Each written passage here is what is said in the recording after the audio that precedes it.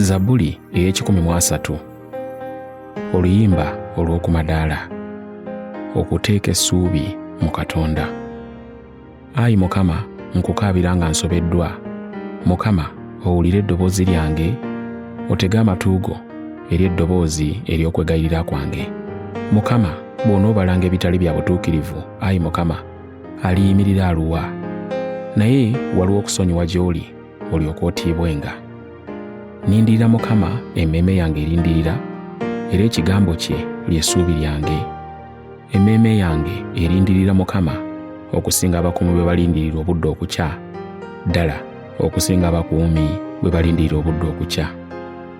Ggwe Isirayiri, suubiriranga mu Mukama, kubanga wali Mukama we wali okwagala okw'olubeerera, era wali ye we wali okununula okungi.